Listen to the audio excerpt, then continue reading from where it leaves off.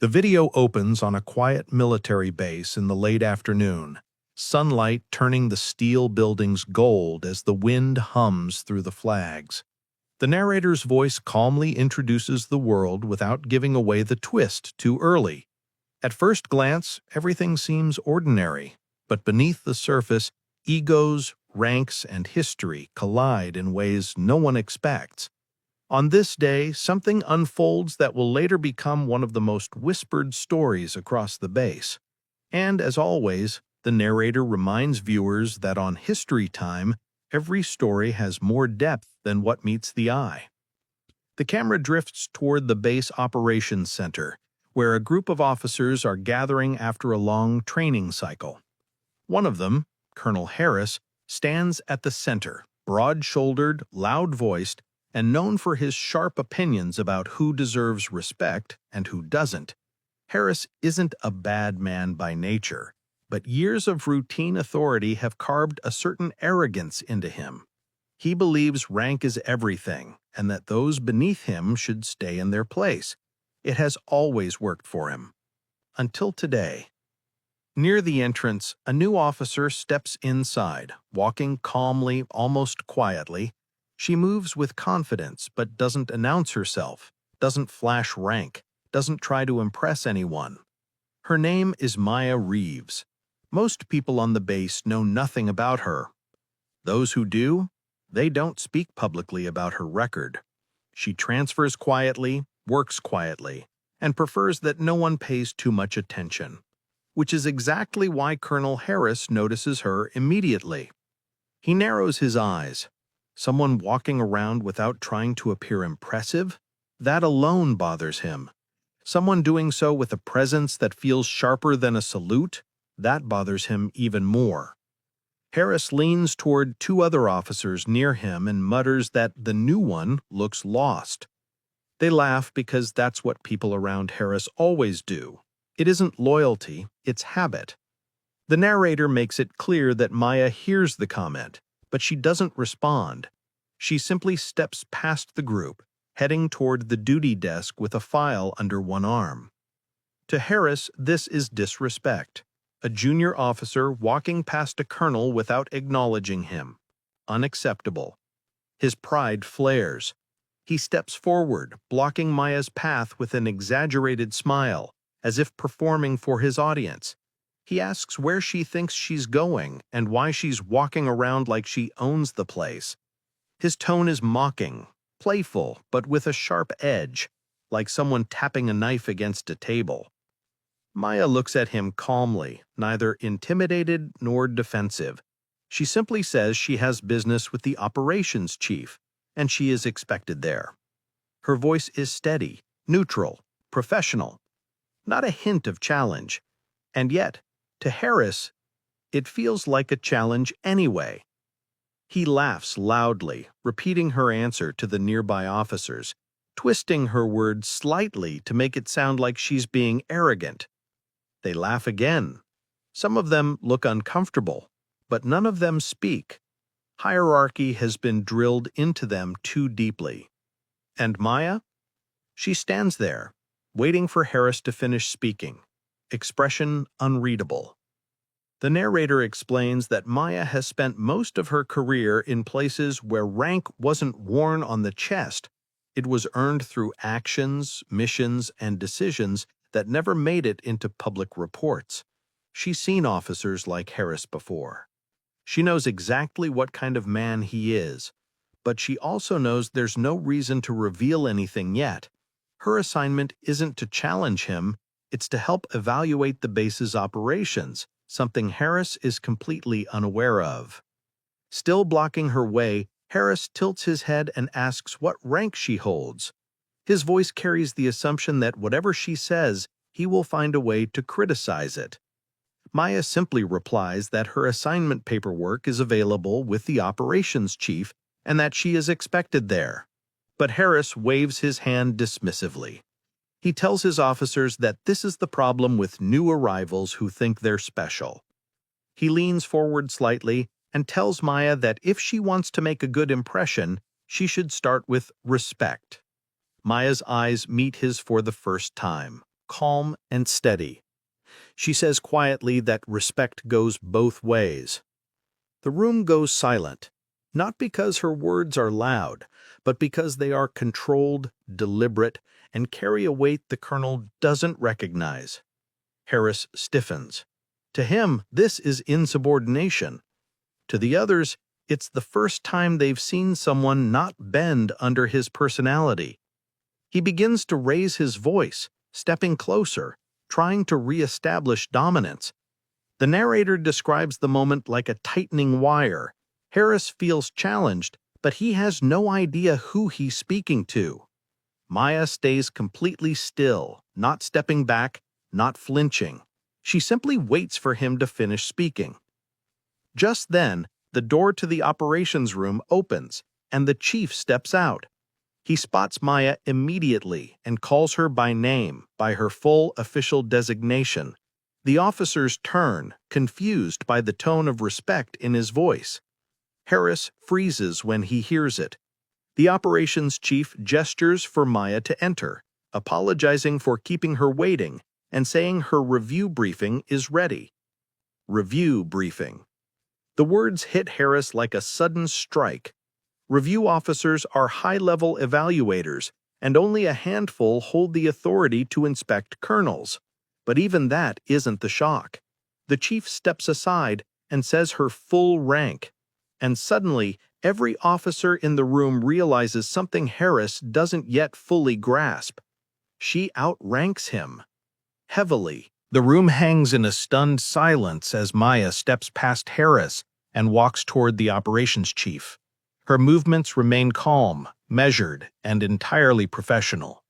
She doesn't acknowledge the shock around her, doesn't glance back at the colonel who had been mocking her minutes earlier.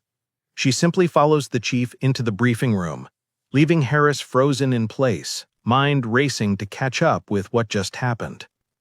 The narrator explains that Harris is not used to this feeling, this quiet, creeping realization that he may have just humiliated himself in front of his own unit.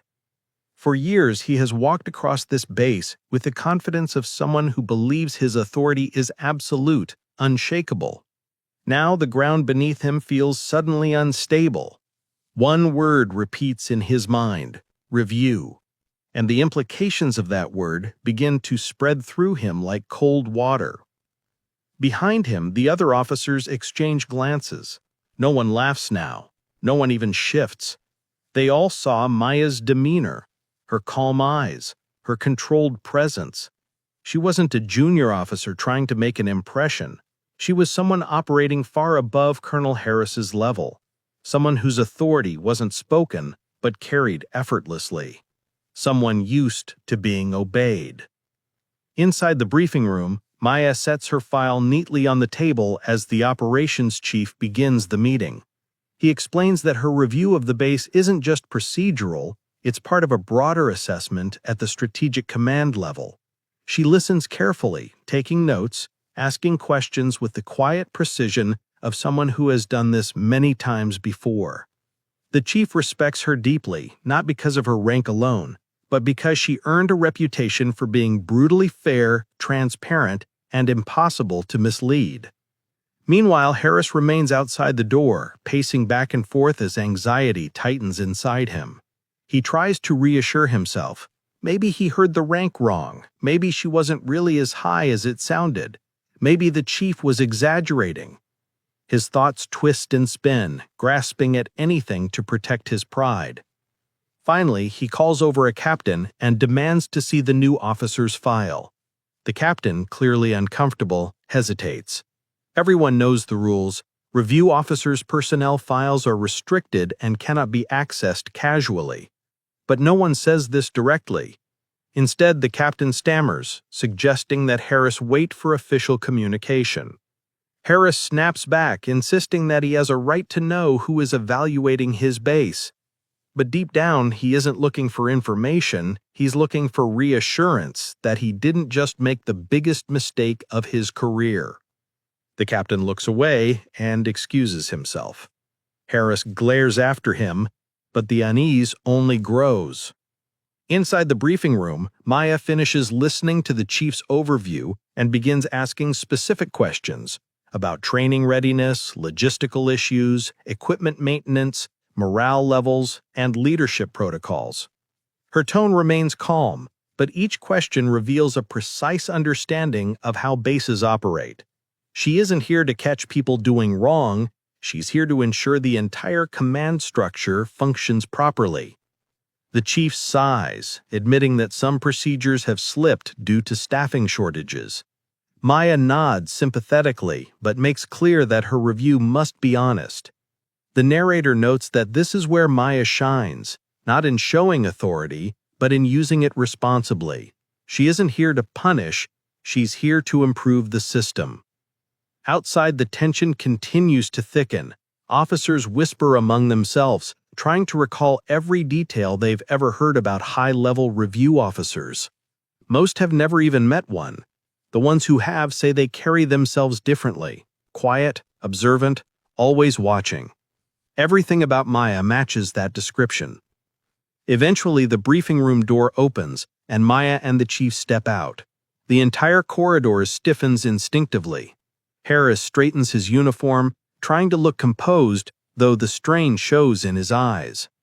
Maya walks past without hesitation, but this time the chief stops and turns toward the group.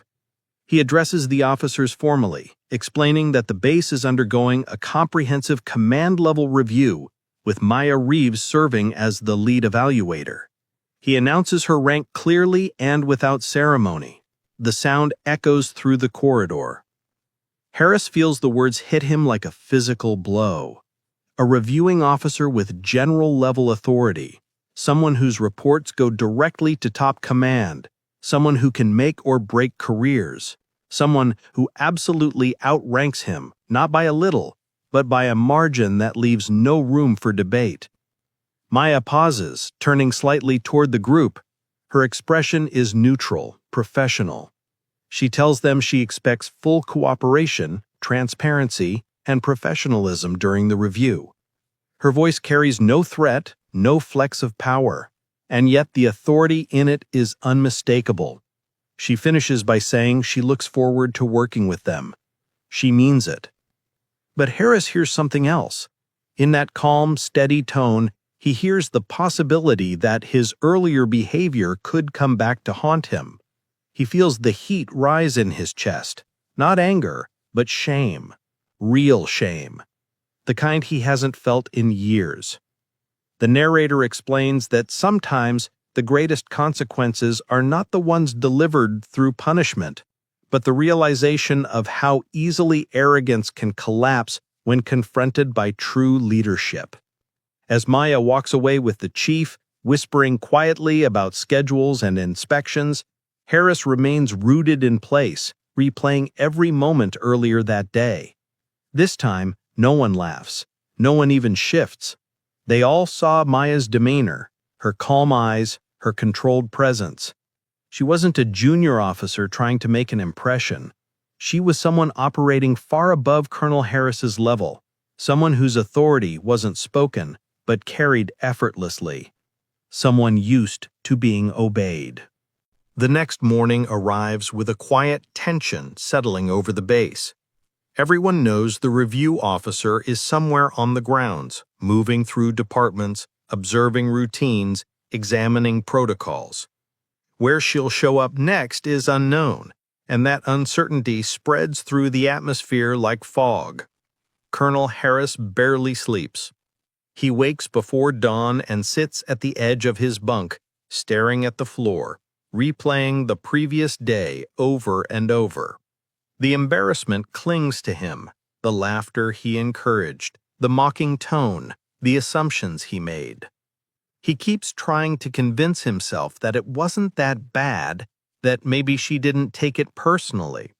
But then he remembers the stillness in her eyes, the quiet composure. He knows better. She saw everything, and she will remember everything. Determined to salvage whatever he can, Harris arrives at the command building early, hoping to appear diligent. He organizes reports that he previously let pile up, corrects paperwork, and reassigns tasks he had been avoiding. But no matter how much he straightens or files or rearranges, the dread doesn't fade. Meanwhile, Maya walks the grounds with a small notebook and a calm, observing gaze. She moves from the training area to the vehicle bays, then to logistics and supply. She speaks with sergeants, specialists, and junior officers, asking direct but fair questions. She listens more than she talks. And as the day goes on, a surprising pattern begins to emerge. People trust her almost instantly, not because of her rank, but because she treats them as professionals. She speaks to them with respect. She never belittles, never assumes, never interrupts. Some of the lower-ranking soldiers admit things they've been afraid to bring up for months: missing equipment, outdated training modules, unclear procedures. Maya writes everything down with the same quiet focus. She never reacts dramatically. She simply acknowledges the information and asks follow-up questions. Word spreads quickly among the enlisted ranks. The mysterious officer who arrived without fanfare is not only powerful, she's fair. Fair in a way that the base hasn't experienced in years. Around mid-morning, Maya steps into the operations center again, this time accompanied by the chief. Harris, who has been nervously reviewing documents at his desk, stands up immediately. His posture stiffens. He tries to look composed, but his hands give him away. They twitch slightly at his sides. Maya scans the room, observing the layout, the workflow, the communication boards. She doesn't look at Harris at first, not out of avoidance, simply because she gives her attention to whatever requires it. She begins asking officers about procedures, and they respond with a mix of nerves and honesty. Eventually, she turns towards Harris. The narrator slows the moment, describing the subtle shift in the air as her eyes finally meet his. Harris straightens even more, offering a stiff nod. Maya returns a polite one, nothing more. No indication that she remembered his mockery, no indication that she forgot it either. She asks him about his department's readiness reports. His voice quivers at first, but he gathers himself, delivering the information as clearly as he can. She listens, occasionally jotting notes. She doesn't challenge him, doesn't contradict him, but she asks precise questions, questions he wasn't expecting, questions that reveal gaps, inconsistencies, and shortcuts taken over time. Harris finds himself sweating lightly, not because he's being scolded, but because he realizes how deeply she understands every detail he tries to explain. She sees through excuses instantly. Her calm presence is more intimidating than shouting ever could be. At one point, Maya reviews a training schedule he created. She asks why a certain program was discontinued. Harris hesitates. He says it was due to staffing issues. Maya watches him closely, not accusing, just observing. Then she asks who approved the decision. The answer catches in Harris's throat. He knows exactly who did. He did, without authorization. The narrator explains that in this moment, Harris feels something he has not felt in his career for a long time: accountability. Not forced, not rehearsed, but real, unavoidable accountability. Maya nods once and writes something in her notebook. She doesn't comment, she simply moves on with another question. And strangely, that unnerves Harris even more. Silence carries more weight than reprimand. After the operations walkthrough, Maya and the chief move toward the exit. Harris follows a few steps behind, gathering the courage to speak. When he finally does, his voice is lower than usual, almost unsure. He asks Maya if he may offer clarification on one of the points she wrote down. She stops and turns to him, expression calm. She tells him she appreciates clarifications, but only if they reflect full honesty, not attempts to justify past decisions. Harris swallows hard. It's the first time anyone has said something like that to him directly, and yet it doesn't feel disrespectful. It feels deserved. He nods slowly and steps back, unable to find the right words. As the day progresses, Maya continues her evaluation around the base. Everywhere she goes, reactions shift. Soldiers who normally stay silent speak openly. Officers who usually lead with ego show cautious humility. The presence of someone with true authority, someone who earned it through action rather than volume, changes the entire atmosphere. Late in the afternoon, Maya finds a quiet space outside near the training field. She stands alone for a moment, watching soldiers run drills. The narrator hints at a deeper layer to her story, something unspoken. She carries herself with calm strength, but there's a weight behind her eyes, history, experience, perhaps even loss.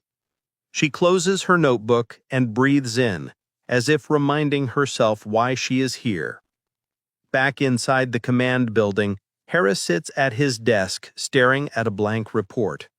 For the first time in years, he feels compelled to examine not just his department, but himself. He thinks about the officers who laughed with him the day before, how much their laughter resembled obedience, not camaraderie, and how his leadership had shaped the environment around him, one where respect was demanded, not earned. The narrator explains that growth often begins in uncomfortable silence. Today delivers plenty of that. As the sun sets behind the base, painting long shadows across the buildings, the story settles into a quiet pause. Maya finishes her review notes for the day. Harris stares at his reflection in the office window, seeing not a colonel, but a man finally facing the truth of his own leadership. Tomorrow will be harder for him, because tomorrow the final evaluation begins. The next morning rises slowly, the sky over the base a muted gray. Winds push across the training fields as soldiers form up for early drills. The atmosphere is heavier than usual. Everyone knows today is the day the review officer delivers her final assessment. Rumors swirl quietly. Some fear sweeping changes, others hope long-ignored issues will finally be addressed. Colonel Harris wakes before sunrise again, but this time he doesn't rush. He sits at his desk, staring at the papers he prepared the night before. It is the most honest report he has written in years. For once, he didn't hide shortcomings or shift blame. He didn't mask weaknesses with confident phrasing. He wrote the truth, the real condition of his department, the failures, the strengths, the gaps, and the reasons behind them. It was painful, humbling, and strangely freeing. He takes a slow breath, knowing that Maya Reeves will be reading every word. At 0900 hours sharp, Maya arrives at the command conference room. Her posture is as composed as ever, her expression steady, giving away nothing about her thoughts. The operations chief, several department heads, and eventually Harris enter the room. Harris takes his seat quietly, avoiding the impulse to appear commanding. For the first time, he accepts that authority is not something he needs to display, it is something he needs to justify. Maya sits at the head of the table, setting her neatly organized file down. The narrator explains that although she holds enormous power in this room, she wields it with a controlled calm that steadies everyone present rather than intimidating them. Her voice is even, clear, and collected as she begins. She reviews what she observed across the base: communication strengths, technical readiness, well-trained junior NCOs. She praises units that demonstrated cohesion and discipline. She acknowledges improvements being made, initiatives started, and successful programs already in place. Every compliment she gives feels earned, and the officers in the room sit straighter, not out of fear, but out of respect. Then she shifts to the deficiencies. Her tone doesn't change, but the weight of her words increases. She outlines issues with logistical oversight, outdated training structures, gaps in reporting, and a decline in operational discipline at the command level.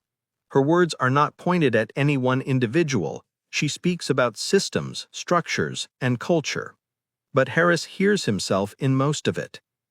Maya then sets her notes aside and addresses the room without looking down. She says the base has tremendous potential, but it has allowed complacency to settle in. Not openly, not aggressively, but quietly, in subtle habits and attitudes that trickle down from leadership. Leadership sets the emotional tone of a base, she says. When leadership becomes lax, the entire structure bends under it. Harris listens with the sinking realization that this is exactly what he has been for years, a man coasting on rank rather than growing with responsibility. Still, Maya does not name him. She does not humiliate him. She speaks about leadership in general, and somehow that is more powerful. The narrator explains that true discipline does not humiliate, it illuminates. Finally, she opens the folder containing the individual departmental assessments. Harris shifts slightly in his seat, bracing himself. She begins with logistics, then training, then communications. She moves steadily, thoroughly, fair in every sentence. When she reaches Harris's department, the room seems to tighten. Harris grips his pen lightly, prepared for the worst. But instead of immediate criticism, Maya acknowledges areas where his department performs well: response times, adaptability, a strong core team. Then she begins listing the weaknesses: disorganization in documentation, inconsistent oversight, and procedural gaps that trace back months. Harris closes his eyes briefly. Every word she says is true. But then Maya does something he does not expect. She notes that the department has recently submitted the most transparent and self-reflective report she has received. She says such honesty is rare. She commends the willingness to take responsibility and the clarity in identifying areas needing correction. A quiet shock ripples around the table. Harris lifts his head slightly. Maya doesn't look at him, but her words land directly where they are meant. The narrator explains that accountability, when embraced rather than avoided, transforms weakness into the beginning of strength. Maya sees this in Harris and acknowledges it. She concludes the review by outlining recommendations: restructuring certain workflows, updating training protocols, assigning stronger NCO oversight, and conducting leadership retraining at the command level. She emphasizes that none of this is punitive, it is corrective, designed to improve the base, not punish it. When the meeting ends, officers rise from their seats with a mix of relief and renewed purpose. Maya gathers her files and prepares to leave the room. Harris watches her, knowing there is one thing he still needs to do. He steps forward, stopping a respectful distance away. For once, no arrogance colors his posture. His voice is quiet when he speaks. He apologizes. Not dramatically, not defensively, he simply says he was wrong. Wrong in his assumptions, wrong in his tone, wrong in how he treated someone he didn't know. He says he allowed pride to blind him, and he says he respects who she is and what she does, even if he struggled to see it at first. The room falls silent. Maya studies him for a moment. Her expression remains calm, unreadable. Then she nods once. She accepts her apology with the same steady professionalism she has shown since the day she arrived. She tells him that leadership is not defined by perfection, but how one responds when confronted with truth. She encourages him to lead differently going forward. Harris feels the weight of her words settle into him, not as judgment, but as guidance. As Maya leaves the building, the narrator explains that she departs as quietly as she arrived. No fanfare, no ceremony, just the soft sound of boots on concrete. Officers watch her go with newfound respect, aware that her brief presence has altered the base in ways that will last for years. Outside, Maya pauses, looking once more across the training field as soldiers move in disciplined formations. She breathes in the cool air, tucks her notebook away, and climbs into the transport vehicle waiting to take her to her next assignment. And somewhere behind her, Colonel Harris stands at his office window watching her leave. His posture is different now, straighter, but not with pride, straighter with purpose. The narrator ends the story with the quiet suggestion that sometimes the most profound changes begin not with confrontation, but with a single, unexpected moment of humility. The transport pulls away, leaving the base steadier, stronger, and forever changed by the officer who walked in calmly, revealed nothing at first glance, but carried a rank and a presence that reshaped everything around her.